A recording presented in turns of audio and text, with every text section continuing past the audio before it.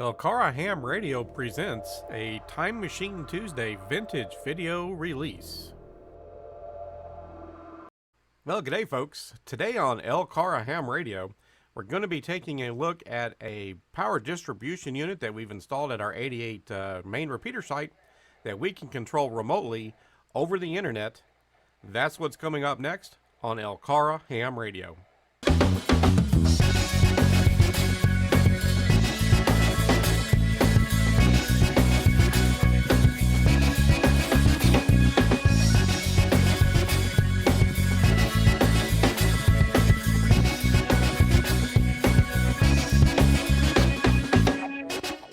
Hello folks, this is Chris, KY4CKP, and today we're going to go over some work we recently did at our main repeater site.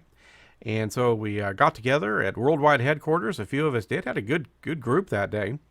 And of course it's springtime, so a big part of what we did was a lot of ground maintenance. Even though we stay pretty well on top of this, it's just springtime. We've had a lot of rain and starting to get some sunshine.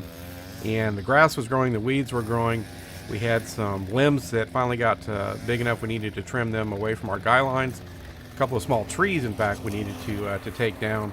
And that's just the kind of stuff you have to do if you have a repeater site like this. Some folks are located in cities and things, and they may not have this kind of maintenance, but they're going to have some kind of maintenance they need to perform at their sites. Timber!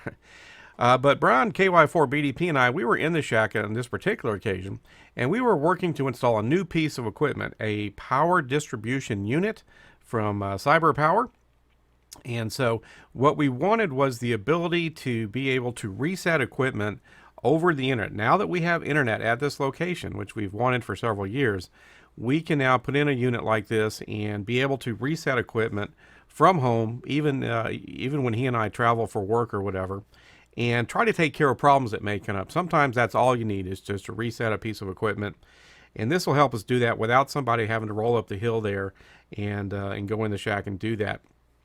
And hopefully when we get internet at our secondary repeater site, the abandoned repeater series, that site, we'll be able to do the same thing over there, because it's even further away and it is even more trouble to have to try and deal with those issues. So this is the PDU that we purchased, the CyberPower PDU 41002. Now this is the 20 amp version. There is a 15 amp version, which is a little bit cheaper. We went with this one. I figured pay once, cry once. This is not a piece of equipment that you have to have in your repeater shack by any means. It is definitely a bit of a luxury. But if your repeaters are a little bit more remote, a little tougher to get to, especially during wintertime and some things, it might be nice to have something like this if you have internet access there, because this thing has its own interface and can be remotely managed. And that's the point of putting it up there. So that's the unit that we purchased for those of you that are specifically interested in that. So we get there to the shack, the grounds crew went to work. We couldn't really record any audio because there was chainsaws and lawnmowers and weed eaters running constantly the whole time we were there. But we'll go over everything that we were looking at.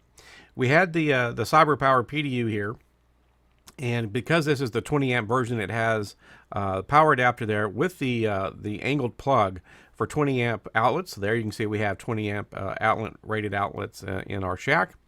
And again, if you get the 15 amp version, it'll have kind of regular NEMA 15 plugs on it. And we got this rack mount unit, since we have some racks and things in the shack. Nice, feels like a good build quality. It's not the most expensive unit out there. Again, this is a hobby and we want some capability, but we don't necessarily want to spend a ton of money all the time. No club has an infinite budget, and we certainly don't either. So we're just going to mount this in the rack, and we'll be plugging this in initially, or a little bit down the road. We're going to be plugging this into, we have a UPS on site now. We're going to be getting solar on site hopefully this year as well. But we'll eventually plug this into to our UPS. So we do need an adapter for those 20 amp plugs so we can go over to the 15 amp style plug-ins. We don't really expect to draw 20 amps on this unit, but just figured might as well get the upgraded unit again. Don't want to have to purchase a new one of these in the future anytime soon. So as far as mounting this in the rack, and if you've never done this kind of work, KY4BDP and I, we work in the IT industry. We've done this stuff for a long time. It's not hard. There's mounting holes on rails in the rack. You take 4 screws, you just line up your holes, and you just screw them in. It's just a way to mount something securely. And since we had these available to us, you could set this on a shelf. You could mount it in any number of ways. You could mount it vertically, come up with a way to mount it vertically. So we're just adding it into the back end of our shelf here. This is actually a rack that holds our 70 centimeter Yaesu Fusion repeater and our DStar unit and a few things like that. And we're going to be plugging in, as we'll see in a minute, the new microwave, internet connectivity equipment. We're going to be plugging in the Wi-Fi router. We're going to be plugging in the switch, the regular IP network switch that we're using at this location. And then we'll plug in a few other things down the road as needed. But we wanted some of that equipment. And then we'll eventually get to where we can plug in some of the other equipment again so we can reset things. Because the way the distribution unit works is each one of the power outlets can be independently managed through its web interface. And so if you have a piece of equipment that you suspect needs a reboot, you can log into this thing again remotely, and you can say plug number 4, reboot, plug number 7, reboot. And you're not rebooting the entire thing, you're just rebooting that one plug. So just going through a little bit of the interface here.